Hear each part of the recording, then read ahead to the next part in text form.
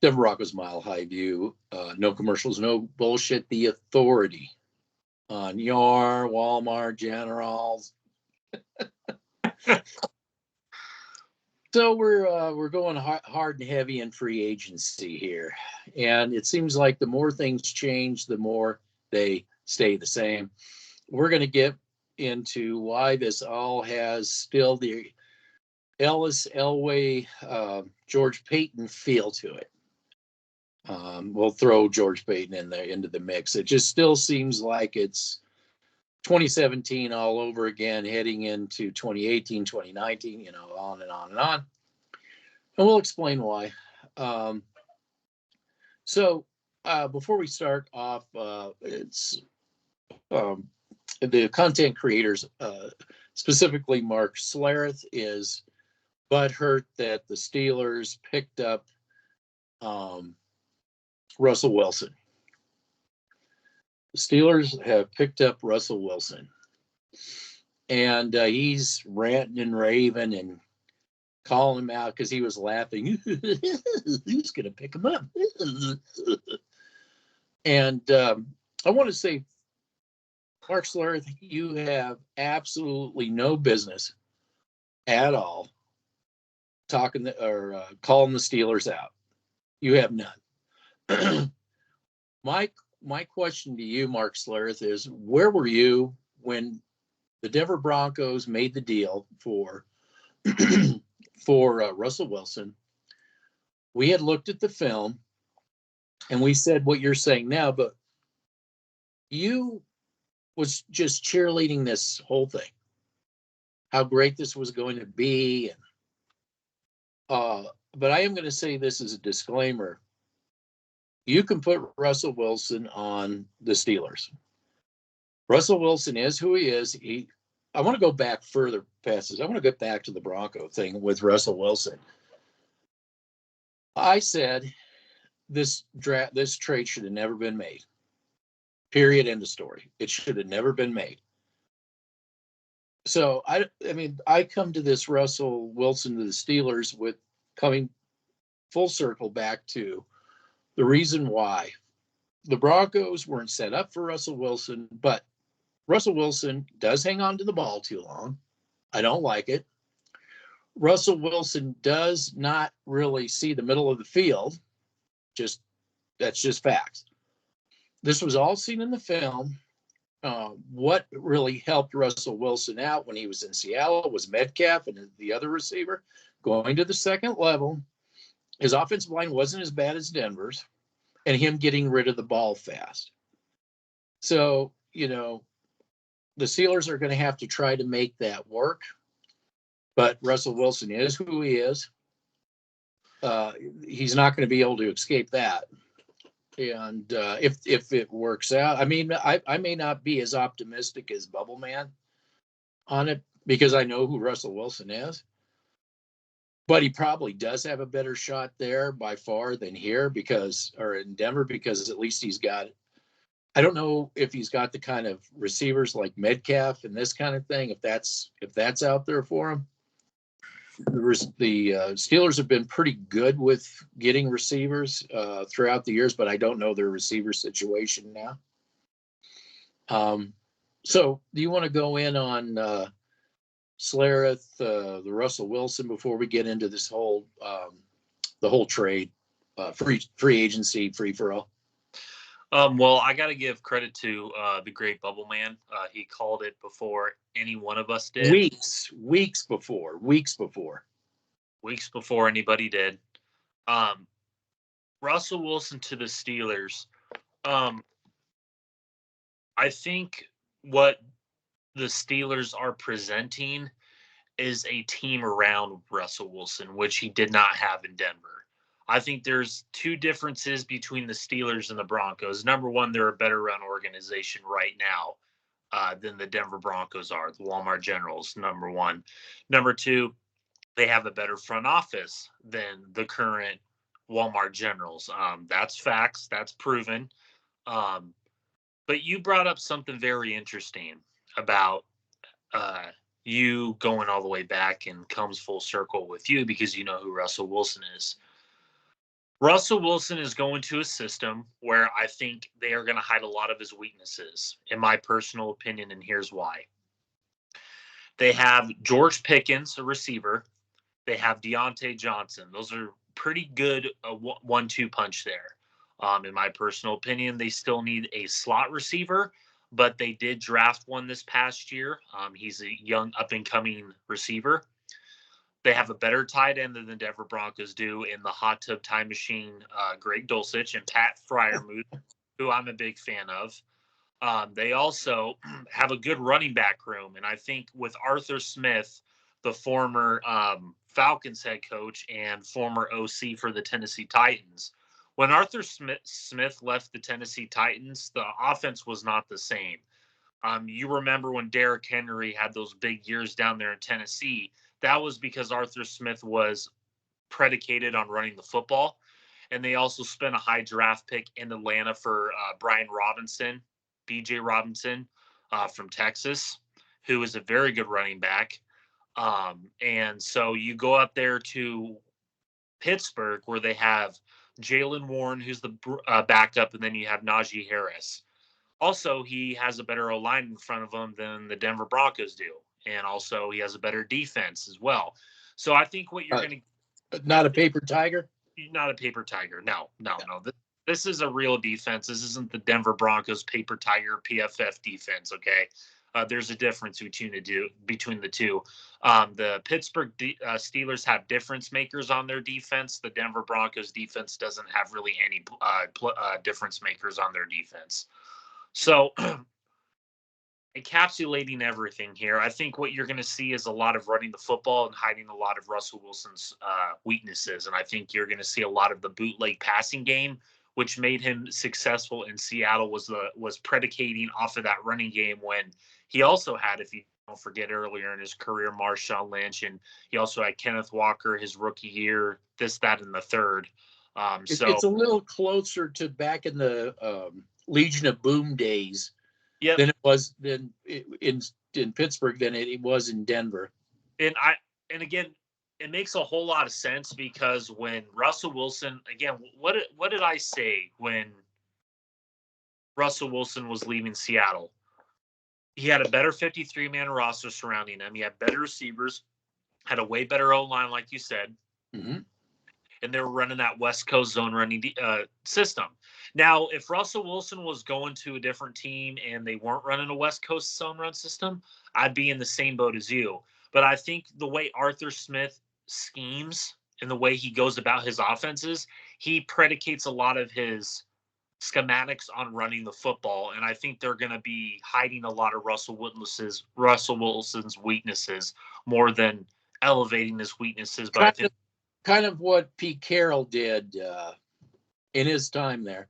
Yeah, because you have Mike Tomlin, who's a defensive head coach. He's the CEO of a team right now that he has never had a losing season as a head coach. So he just needs, although sometimes we don't know if it's a just happy to be there. And there's also a guy there named Kenny Pickett who maybe, they could be like, hey, you could sit, learn something from Wilson or learn a few things, take a step back, relax, collect yourself, get some more development with Kenny Pickett. Then next year, Kenny Pickett can take that stride and then continue to build the team around Wilson and then insert Kenny Pickett. Who knows? Yeah. I'm a little bit more optimistic like Bubble Man. I'm not as optimistic as Bubble Man, but I can see where he is coming from with the roster, with the organization, and the way they're going to scheme around Wilson in terms of what are his strengths? The bootleg passing game, the play action passing game, getting the ball out quick. Those are a lot of the things that when he had success in Denver, was getting the ball out quick, like you, me, and Bubble Man were saying all year long, was he needs to get the ball out quick. And Arthur Smith runs a lot of the quick passing game as well. So I think you're going to see a lot of quick throws coming out of Russell Wilson in this offense. Okay, we're going to get into the ineptitude of the Denver Broncos, and I just want to explain, we're talking about a Pittsburgh Steeler type system that is closer to Russell Wilson, what he had in Seattle, in schematics, defense, this kind of thing. Organizational stability. Exactly. Organizational stability. Now let's go back and look at the desperate move that a guy named John Elway, who doesn't exist, Ellis, who nobody wanted to talk about, and of course, George Payton was all three involved in bringing Wilson. And of course, they had Hackett as a head coach, and this is an organization that wanted to do what? They didn't let Hackett run even his system. What did they want to, when Elway and company brought Russell Wilson in, and Elway was on video going down the hallway on his scooter, let's ride. Again, yes, the ineptitude. Now, he didn't have anything to do with it. He's plastered all over with this deal. But what did they want Russell Wilson to do? What kind of offense did they want Russell Wilson after the Seattle? I think it was a Monday night game. Well, I said Sunday night, but it was a Monday night game. What type of offense? Because that was the only time you actually saw any a semblance of anything Hackett wanted to do. What was it that the front office wanted to do with Russell Wilson, as opposed to what we're going to see with Pittsburgh? What did the Broncos and their ineptitude want to do? 20-plus yard throws, throw the ball deep, 5 wide receiver sets, throw it 40-plus times. And again, you and I said, and we've said, that Seahawks game was like, that was a complete polar opposite offense than what we saw for the rest of the year. For the rest of the season. And even the content creators brought that up. Believe it or not. Yeah. Well, yeah, from a systematical standpoint, it doesn't make any logical sense whatsoever to this day to me, because I am so system-oriented, and that's where player thrives. That's where players thrive, is when they're in a system that elevates their strengths and hides a lot of their weaknesses. So, again, like you said, with this whole Russell Wilson Pittsburgh thing, the reason why I'm optimistic about it is because just go look at what Seattle ran when he was successful. I'm not saying that Russell Wilson is going to get back to those early Seattle days. I'm not saying that. But what I am saying is he's going to an organization that doesn't put up with the bullshit like the Walmart Generals do. He's not going to have that extra outside noise like a John Elway up there in that organization running the shots. They're going to be an approach systematic team that takes what the defense gives them, and they're going to be smart about what they do offensively. I don't think you're going to see those 5 wide receiver sets thrown at 20-plus times and thrown at 20-plus yards down the field. I think what you're going to see is exactly what I said at the beginning of this video, where you're going to see a lot of run-heavy offense, a lot of short, quick passing game, bootleg passes, and then you can hit your deep shots when the defense, creeps up towards the line of scrimmage, then you can hit your deep shots. Because we saw when the Denver Broncos were actually running the football, that's when Russell Wilson was at his best. That's just facts, and that's what the All-22 film showed. So, yeah, so basically we're not going to get a situation like the Denver Broncos. No. I don't believe it's going to get that bad up there. And plus, the Broncos are still paying him to go to an AFC team. And on top of that, it's a 1-year, $1.2 million deal for the Steelers. The Steelers got a fucking steal for this. Yeah, they just had to wait for Denver to screw it up somehow. So, which that's what they do. Now that's their MO now. Yep. Yeah, that's their on brand. Yep. So anyway, today, the content creator was out there saying that he's so happy to not have to make it work with Russell Wilson, and that he's so happy that Sean Payton's here, going to fix the whole thing. My question to you is, what we're seeing with all what's going on, and we've had a video that really addressed, is there anything that looks any different than we've seen in the last since 2017? The only difference is they got rid of Simmons and Judy. That's it. Exactly. Now, where it starts looking the same, And by the way, who's picked up Simmons? He's just there sitting there tweeting out on his couch, right? Towards Tiki Barber, yeah. Yeah, loyalty, I tell you. Well, Justin, a lot of teams watch film. Okay. So, well, do they? I'm wondering if the Tennessee Titans do or not. Yeah. So anyway, I want to talk about this. They sign a safety. This comes back to what they could have done with the money. Why don't you get into the whole safety and what they could have done and what they probably should have done, and why this just looks like Elway's nephew up there, looking for names and overpaying. That's what it seems like to me. This seems like another, the name. Oh, we got a name, and they're going to overpay. But what could have happened if they had people up there that actually knew what they were doing? So this is why this organization, I can just, I can read this organization like a T. That's why when you take off the orange and blue color glasses, you open your eyeballs. The three of us right here, we can just read this organization make moves before the moves are made, okay? This Brandon Jones move,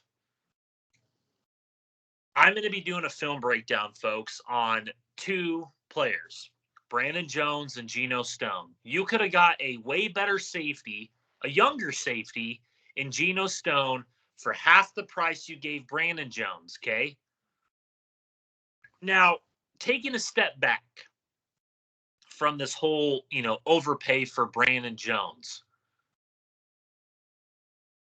why did you bring back PJ Locke and you have Caden Stearns? We hear all the time about JL Skinner, who the Broncos drafted. You have Delaney Turner-Yell, who sucks. I said it from the very moment he was drafted. He sucks, folks. And look what happened. He was exposed left and right. What I don't understand is this organization still has the approach from building from the outside in. Now, this correlates, again, Geno Stone is a way better safety, and he's coming from a better organization that actually developed him properly. That's why I'm saying Geno Stone, who played. Excuse me. That's better. He's got the COVID. COVIDs. Yeah, COVID. Geno Stone played for Iowa. Where he went? He went to the Cincinnati Bengals, who didn't overpay for Geno Stone, gave him a 2-year deal worth $15 million. How much did the Broncos give Brandon Jones? Too much. 3 years, $25 million, $20 million. Yep. You got half that. And on top of that, what did the Raiders do today? They got let's get in. Well, let's pause on that one. Let's get to that. That's yes.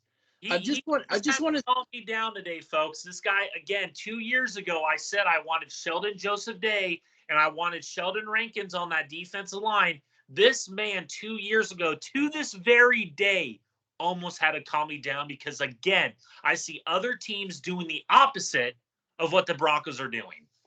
Well, teams that end up in the playoffs or in the Super Bowl. But now, before I want to segue into this. Building from the outside. This has all the earmarks of what we've seen since 2017. We're overpaying. We're overpaying. Now, what did we see this year and last year, the year before, when it comes to quarterbacks of the opposing team? Are they reading War and Peace back there? It still hasn't dawned on any of the front office people that they need to address the interior. And who did the Raiders pick up today? Could you talk about that player? They drafted my top interior defensive lineman in this class, Christian Wilkins from Miami. And who did they sign? The Raiders signed Christian Wilkins. Could you explain the signing? Could you explain Wilkins? He is a nose tackle interior rusher, just like a Dexter Lawrence for the Giants. I'm not saying Christian Wilkins is on Dexter Lawrence's level, but you have tiers. You have tiers. Okay. I have tiers of interior defense alignment. You have the Chris Jones who deservedly got paid. Okay. He deserved it. You have the He should have been MVP. He should have been MVP. Yeah, yep. He should of have that been Super Bowl. not Patrick Kermit the Frog Mahomes, Scott himself. Okay. So you have Chris Jones, you have Aaron Donald, and then you have Dexter Lawrence. The tier below, you have the Buckners, you got the Christian Wilkins, okay? You got the Eric Armsteads of the world. Those are the type of guys that are on your top tier levels of interior defense alignment. The Raiders coveted that, obviously, okay? Christian Wilkins is going into a system where you're going to have him and Max Crosby lined up. Are you fucking kidding me? That's what we talk about. And on top of that, he's going to a 3-4. Your defensive line looks insane now. You have Max Crosby, Christian Wilkins. You also have Leal Nichols, who I'm a fan of, who got cut by the Bears, who I wanted, went to the Raiders, okay? You have a good interior defensive line, folks. There's a reason the Broncos consistently lose to teams like this. There's a reason. Yep. They haven't figured it out yet, but maybe one day they will. Guys, you can laugh all you want. All you people. You can laugh at this guy all you want. But a lot of the times, the guys that I scout and the guys that I identify in free agency are the ones that pan out. Okay. Well, I mean, the fact that the teams that are successful and really understand the inside out approach, but I wanted to say something about a little off subject. It was I would still like to see how Chris Jones got paid with Mahomes making a $500 million and what how they worked that into the cap. That would be some magic. I would actually like to see how they pulled that off, if you know Correct. what I mean. I agree. Yep, I agree with you. I mean, he definitely deserved it. Don't get me wrong, but I'm just wondering how they worked that magic of I wonder if it's a 5-year deal. I wonder if a lot of it is towards the back end of his contract more than the front end, where he builds up to getting a lot more money towards the back end of his contract. Yeah, that would be a kind of a ripoff. He should have got more up front because he's already done so much. Oh, I agree. But you never know with these things. Again, like I said, it's a mystery. I just had to throw that out there. So no, good question. Good question. Yeah, but I've just this team, nothing seems like it's really ever changed. Brandon wasn't even the best safety on his team, and he's getting paid. Well, look at dude, Holland, the guy that they drafted from Oregon, was the best safety on their team, not Brandon Jones. Yeah, they were okay to let him go. Yeah. Why? If Brandon Jones was so, oh man, again, doesn't it seem this is another one of dude? Doesn't it seem like this is Elway's nephew or an Elway, that front office that? Go ahead. I'll let you finish your point. Your McFlinchy type of a deal. It's just isn't it the same kind of stuff we've been seeing? Now, before anybody gets into the comment section and says you guys are always negative, this is where it would make sense. Okay, I'm going to explain it to you. This is where it would make sense. If on the opposite side you had a guy like a TJ Ward, if you had a guy like a Derwin James, if you had a guy like a Marcus Williams, a Kyle Hamilton, guys like that, if you put Brandon Jones next to that Batman, then it would make more sense. But this doesn't make sense because you're expecting Brandon Jones to be a Batman rather than what his normalcy was in Miami, which was being the Robin to the Batman to Holland. That is my point. Well, and that's what the front office has always done. It's just like, let's go back to Wilson just really quick. Wilson will not have to put up with square peg and round hole. This franchise is completely committed to square pegs and round hole way of doing things. And I just want to talk quick about the center, Cushenberry. Now, my disclaimer to the Titans is this: you better hope you're running some sort of a bootleg, you're running some kind of a RPO, you're running something that You don't have to worry about a pocket quarterback. If you have a pocket quarterback, Titans, I'm going to tell you right now, you're in a lot of trouble with Cushenberry. If you're running a pocket quarterback situation, he got away with a lot. His PFF was predicated on Wilson bailing, and then he's off the hook at that point. Then his stat numbers go up. But you get a pocket quarterback, and we can show you the film. You can show you Cushenberry constantly getting pushed back into the quarterback. So what's your take on the Cushenberry, and who's replacing Cushenberry? I think you've got a great take on that too. Oh, these are nights that I enjoy talking to you, Chops Liver, because it's very insightful and I love it. But getting back to the point at hand, I don't like the move. I don't like it. The more I read into For it, who? The Broncos or the Titans? Titans. The more that, well, both. I'm going to explain to you why the Broncos, it's going to get even worse. But Cushenberry going to the Titans, I don't like it.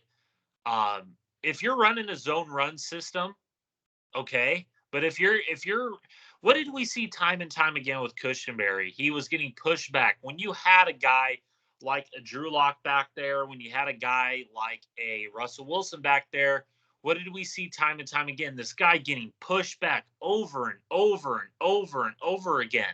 In pass pro sets, correct. It was ridiculous. And, going to the Tennessee Titans, I just have to say this to the Tennessee Titans. Don't believe what Pro Football Focus is putting out to you like this is a top-graded free agent signing for you folks, because it's not. Unless you're running a zone run system, okay. But again, you overpaid for a guy that is hyped up by Pro Football Focus. And when you watch the All-22 film, he's nothing special, man. He's not a Tom Nalen out there. He's not a Matt Paradis out there. Okay, he's not a J.D. Walton, a Dan Copen. He's none of those players. I thought what Cushenberry was better at, I thought he was better at the power gap running, the forward running, than he was anything else. I thought that he's not built to be a power run center. That's my problem. When you have guys around you like a Ben Powers and a Mike McGlinchey that are more power-centric guards, although Ben Powers had a really bad year. Imagine. I thought McGlinchey is zone. But, no, McGlinchey is zone. I think Cushenberry is zone as well. I don't think Cushenberry is a power center at all. You like Cushenberry better at agile. The agile. Using his lower body agility to get to the second level, I think that's where his strengths are strengthened rather than being in a power system, just in my opinion. Because what you need if you're running a Sean Payton system, what does Sean Payton predicate? The pocket passing game. He doesn't like doing the bootleg, rollout passing game. No. And what did we saw when they had to do that? We saw that center get back and back to the fucking quarterback, where you and I and Bubble Man kept bringing it up, and we've been bringing it up ever since Cushenberry's been drafted. I never liked the draft pick. I thought it was a waste of a draft pick by John Elway, who was, But again, I just say, Tennessee, you better hope you're running a zone run heavy system. If you're not, you're screwed. Yeah, and if you're depending on him to be your pocket quarterback's center, you really are going to find out the hard way. This guy gets pushed back a lot.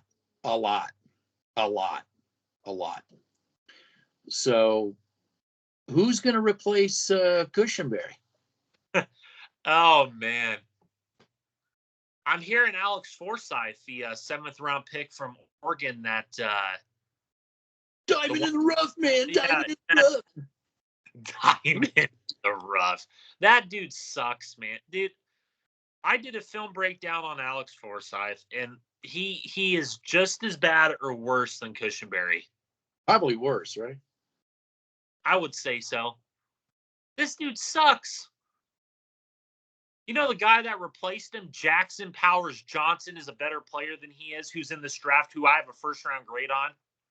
Oh, you'll never see him. No, we won't ever sniff him. He'll go to a better organization and be like a Tyler Lindenbaum, a Creed Humphrey. He'll be one of those.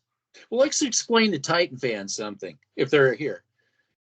Denver Broncos, they're into square pegs and round holes. That's really what they really specialize in that. So on the right tackle, they've got a West Coast zone run guy. Next to him, who's next to him? Miners, Quinn and Miners, who's a power. And he's more of the power, right? He's and power. He was the best offensive lineman on the team, and I've been saying ever since he got drafted from Wisconsin Whitewater, he'll be the best guard on offensive lineman on the team. I said that from day one. And then in center, they had Cushenberry, and he was, you say, a West Coast. He was useless. He was useless. Okay, so, and then they have as a guard, they have Powers, who was a power guy. Power. He came from Baltimore, and he regressed because who was he by? Cushenberry and Garrett Holds. And then he got Garrett Holds, and where does that guy fit into, Garrett Holds? Oh, he fits with the refs in their locker because he gets away with a bunch of holding calls. So, I mean, they got guys, they mishmash everything. We also wanted to say they were scouting 4-3, what was it? 4-3 edge rushers, hand in the dirt. I don't know. You tell me. No, and this goes to our Commanders thing, the other channel that we talk about. Commanders had a way better day than the Broncos did, and it's not that hard. It's not that hard. They didn't even try. So what did the Commanders do that? Well, they got Armstrong, who's a 4-3 defensive end who fits the system. They got Frankie Louvu, who's a 4-3 middle linebacker who fits the system. And then they got Tyler Biadasz, who played center for the Cowboys, who fits the system. Now, just out of curiosity, we'll go and back. They also signed Austin Eckler too at running back. Now, just I'm just a little bit curious here. Austin Eckler move. That's just me, but you do or don't. I don't. So that could be your Magic Johnson. He wants to be your Magic Johnson in college. He wants to be the offense. He'll show everybody how the offense is supposed to be. Yeah. Where have we seen that before? Then when everybody starts pointing the finger at him, and then he'll hide and then meddle. Where have we seen that before? He doesn't exist. Johnson doesn't exist. You'd think they'd learn their lessons. Anyway, I want to talk about the Raider moves.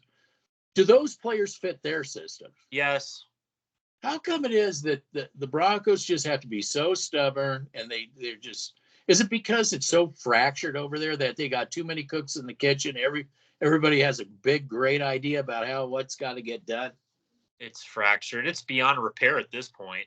I think you're right. I think they say back to full circle. I like the job. Sean Payton's going to fix. He ain't going to do anything. He ain't going to do it, folks. He would have had a chance had the owners been smart and cleared all the riffraff out, the Starks, the Moogies, the Elway's nephews, the scouts that have been scouting this mess, for years. And seems to me they're still all involved in it. Square pegs, round holes galore. Let me ask you a question, Chopped Liver. This is to you directly. Another team in our division, the Chargers? Yes. We got rid of Eckler. Yeah. Well, they're trying to get rid of Bosa and Khalil Mack as well, which I like. They're blowing it up. They got Gus Edwards. They got Will Dissly, who's a blocking tight end. I would bet my money that they are going to try and pound the rock a lot this year behind an offensive line with Rashawn Slater. I guarantee you they're going to draft. I would be shocked if they don't draft a tackle. Joe Alt, my top tackle prospect who's ready to go. Bookend tackles. You have an young up-and-coming interior offensive line there. Continue to develop them. You got Gus Edwards, a power back. You got Will Dissly, a blocking tight end. You got to talk about Harbaugh. What does Harbaugh, when he was there, what did he do in those years and at In Michigan? What was he well, building from the outside in? Was he? so he built He was from the obsessed inside. with the outside. He didn't mess with the outside in approach. He built from the inside out. He was a guy that blew it up at Michigan and built it over the past 8-9 years, and they won the national championship. And they built it. How did they build it? How? They went and got guys on their offensive defensive lines, and they developed them. And you have this Nebraska shirt, and you said there's a coach out in Nebraska that's going to try to. Yep, he said exactly. He's going to go get safeties, corners, and edges and receivers, right? Yeah, he's going to California and Florida to get those safeties and corners. But Jack Frost. Jack Frost, Scott Frost. But there's a guy in Matt Rule who I'm a very big fan of that got fucking fucked over in Carolina. Was a very good collegiate head coach who I would love to coach for, Matt Rule. If you're out there, I doubt you'll come across this video, but I'd love to coach for you. But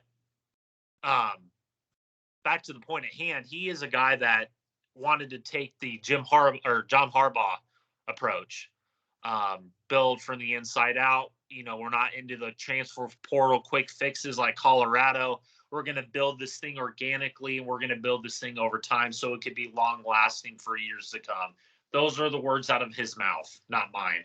So it's kind of that. So we go back to Harbaugh. That's kind of what Harbaugh is. He's the inside. We're gonna have the fortress moves. Go ahead. Sorry. We're gonna build the fortress from the inside out, and we're gonna start doing like what Pittsburgh, I guess, is gonna do with Russell Wilson down in there is start pounding the rock at you, and we'll throw a little bit of Wilson here and there for you when we need it, and when you least expect it. Kind of like his brother over with Baltimore, built from the inside out. Although I'm not a big Lamar Jackson guy. Well, if they could just stay on script, and just be who they are instead of, Kansas City, okay, we'll reinvent ourselves now. They did lose Patrick Queen, but they still have the Batman of that whole thing in Roquan Smith, and they have Trenton Simpson, who I'm a big fan of out of Clemson, who's gonna probably replace him. They also brought back Malik Harrison too, who's kind of a hybrid. He can play middle linebacker, outside linebacker, fits the system, But they paid a lot of money to a guy that nobody wants to talk about, Justin Uberike, who they gave a big contract extension to, who had his best year of his career because he developed over time. Who scouted him? And they also have Travis Jones on that defensive line. Yeah, remember when Mile High Huddle was giving me shit for that? We passed. Yeah, they've just had to give up because they don't know. They don't know anything. They just they take their script from the front office and just read it. I get, hey, it pays their bills, I guess, but it makes the front office feel good when everybody's talking about how wonderful they are. That's fine. You can keep saying that. I can see this next year is going to be a real humdinger. So there, now we can go to talk about quarterbacks. Of course we do. Because you had little D Mac. He was saying this. He's so excited to see the Broncos draft Sam Darnold. We're going to get Sam friggin' Darnold. You know what? Little D may just be happy. He's going to get his Sam Darnold finally. Little Sam Darnold, darling. Little Darnold. I don't know. I think they're going to do something real. What is this going to prove? What are we doing here?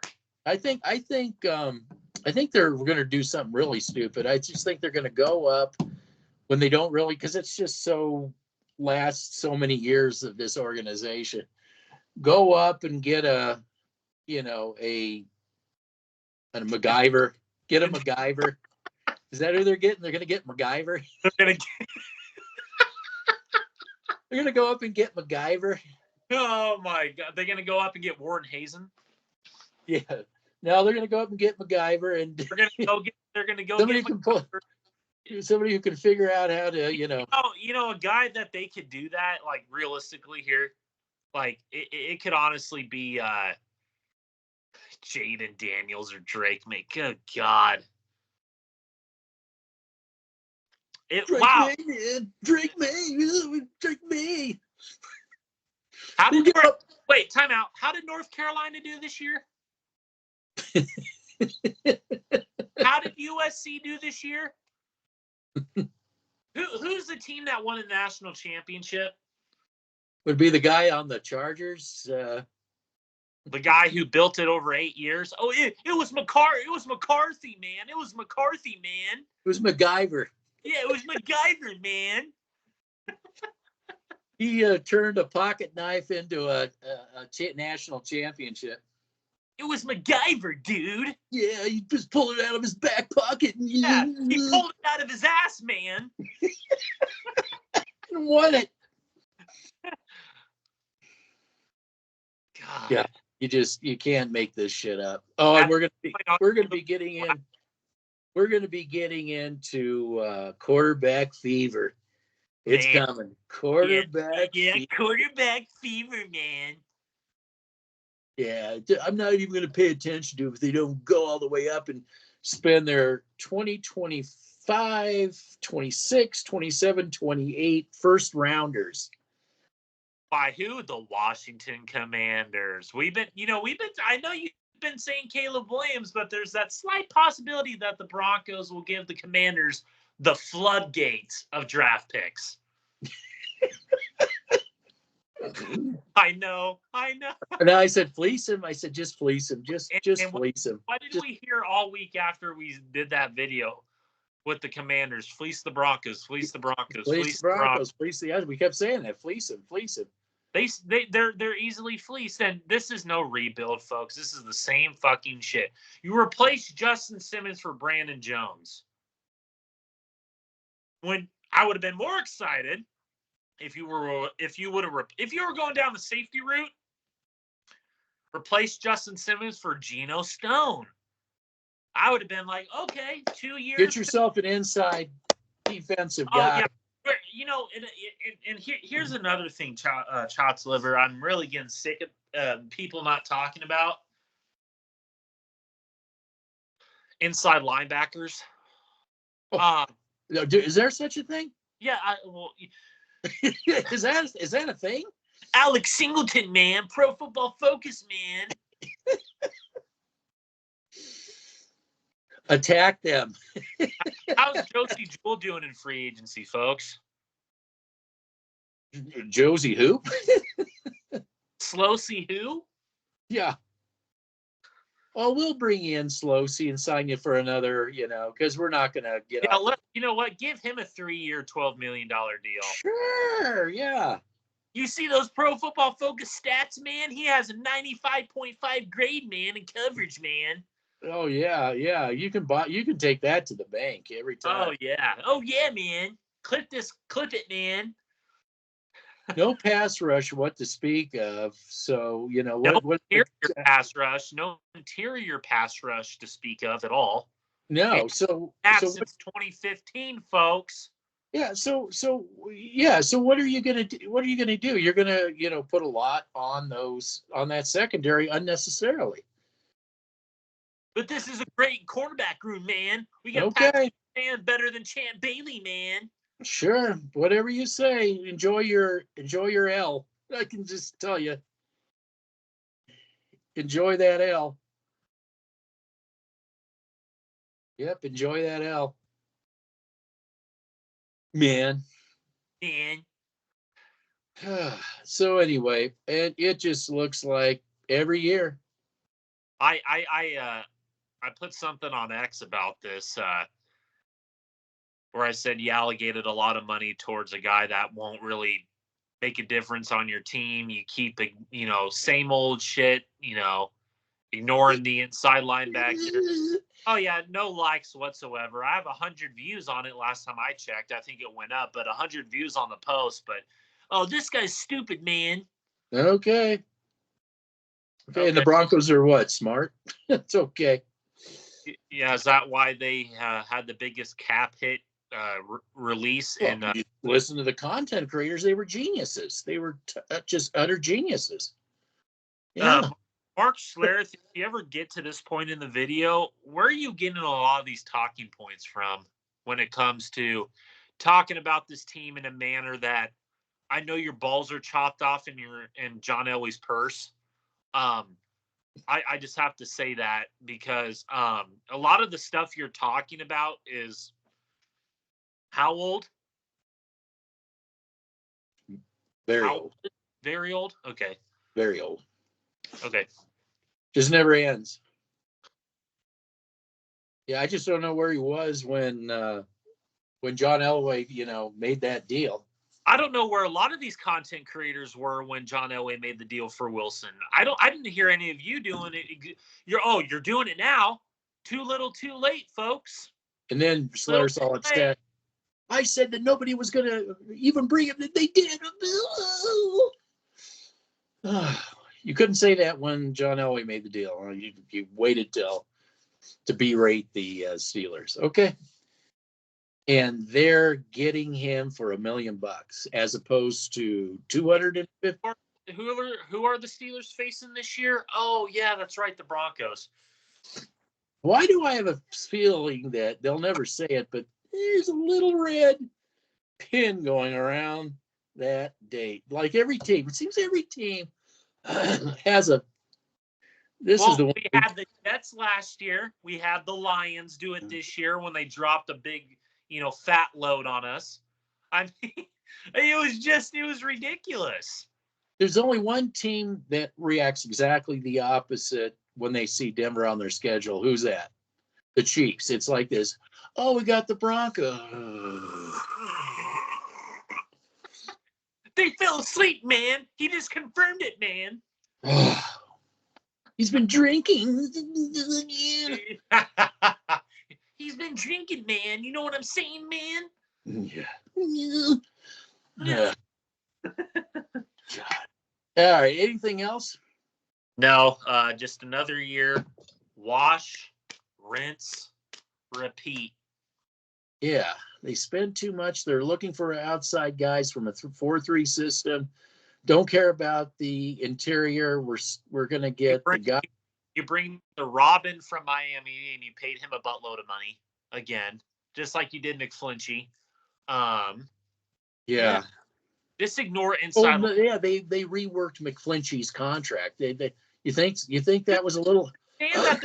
And more money now towards. Oh man, I can't. Yeah, it just doesn't end. It doesn't end. It's gonna be different this time. Sure it will.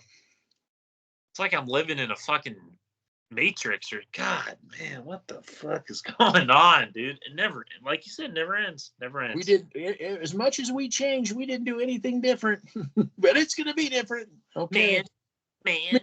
We'll get you your rubber suit. Yeah.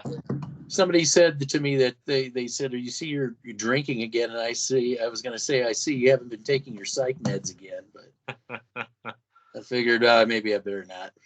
Now you don't want to get banned. Yeah,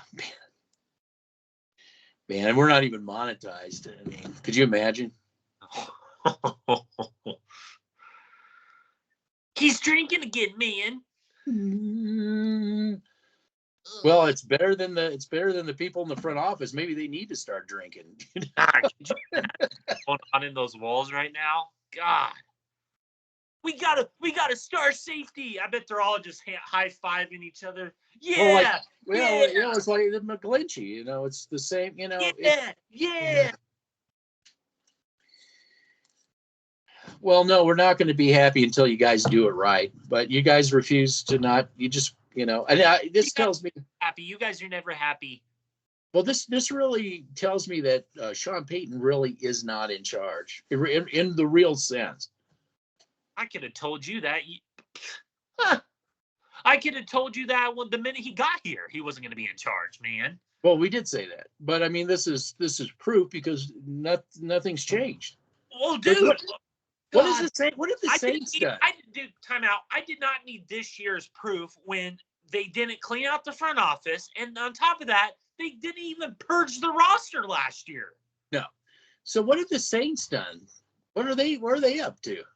Oh, well, they released a receiver who I think is going to be for your next Denver Broncos receiver. Your Walmart general. Get ready for Michael Thomas to come here, folks.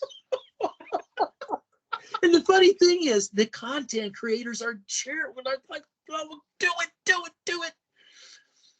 It just, I'm telling you, just for comedy purposes only, I'm praying that happens, just so that I can just sit back and roll on the floor laughing. Well, all I'm hearing is the Broncos didn't have a good first day, man, but they'll have a good day tomorrow, man. Second wave free agency, man. I dude, if Michael Thomas signs with the Broncos, that is like, they give him a 2-year, $15 million deal. Look, we got our Jerry Jeudy replacement, man. You do. Oh, God. Michael Thomas in Denver, baby. God. It's just like it's like meant to be. What are we hearing that Michael Thomas is linked to the Broncos? Like, there's reports coming out of this. Like, it's like we live in a time machine. I know we were talking about that. That this is, and I sent you videos where everybody's laughing about it. This guy, like, oh my God, what a tool! And Denver would be perfect. I mean, that would be the perfect place for him. Man, we got him on a cheap deal, man. 2 years, $15 million, man. God. It's too funny. Do you have anything or no? If we didn't laugh, we'd be balling. But we're past that stage. Just fleece him. Just fleece the shit out of the Walmart generals. Yeah, till 2030. First rounders till 2030. God, we're gonna have these contents till 2030, man. Couldn't get Kirk Cousins because they can't. I don't think they can make a deal moving up. I think they're too strapped. I think they've screwed up. Cousins, though, they tried. Baby. Well, they wanted to, but yeah, they're too strapped. They didn't do that. They're too. That's when I was like, oh my God, same old fucking shit in free agency. They'll go overpay for a secondary guy. They'll go and probably go sign Michael Thomas and get the edge. Get that fourth.